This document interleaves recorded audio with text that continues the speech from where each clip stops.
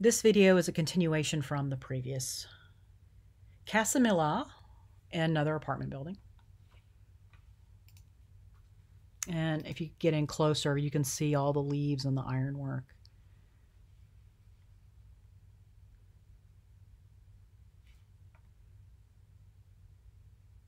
And these are individual pieces, individual cut stone.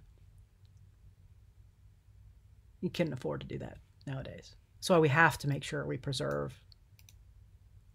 There's a lot of stuff that's just become too expensive.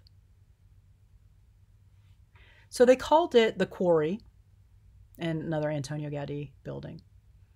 And they said this one doesn't have any straight lines either, but we'll see. I'll find them if they're there.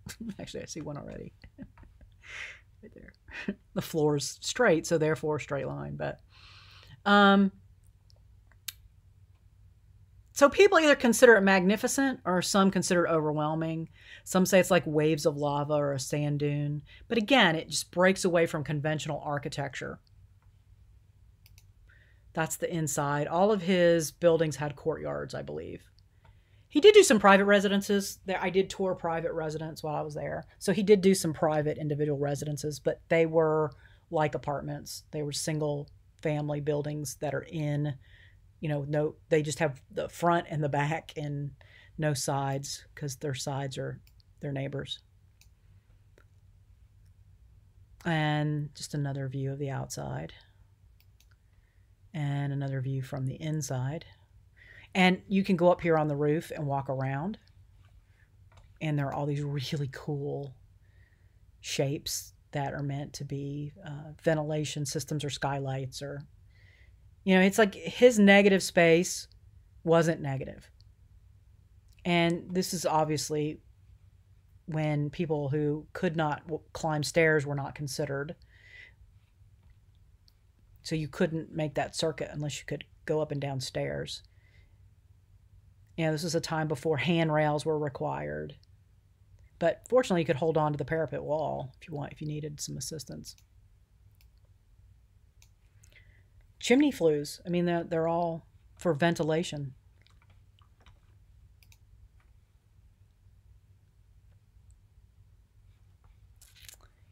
That is kind of straight. There are straight lines in this building. See, I knew I'd find them. Yeah, these are also straight. Just some detail of the stairs. So beautiful. He considered every surface, everything that went in. It was never, oh, I just got to throw a wall here, so here it is. It was all considered very carefully.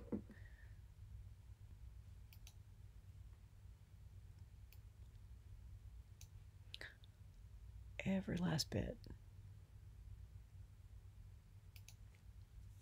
And then one of the apartments.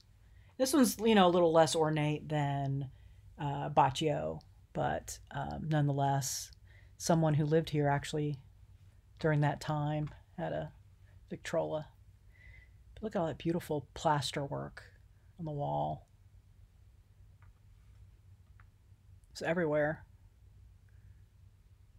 I don't know if this is wood or tile. Usually when you do parquet like this, it's wood, but yeah, it looks like it's wood. I don't know who that is. I didn't take this picture. Furniture, right? Everything is in the style so that we have the...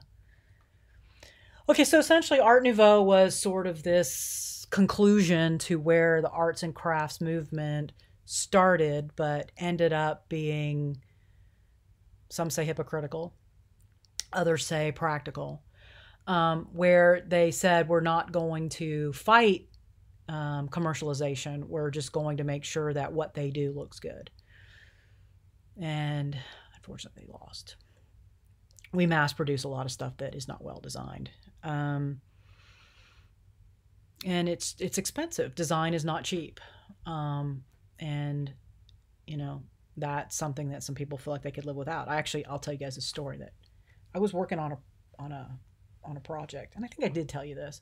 And the client just said to me, he said, how much cheaper it would be if I took out the design? I was like, then you don't need me. That's all I do.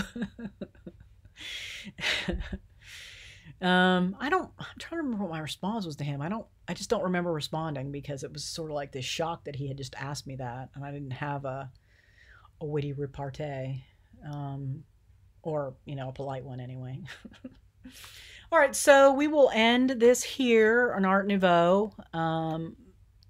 Style people love or hate. I personally love it. People hate it. It's really interesting. And so the people who hated it, we're going to look at what they did next.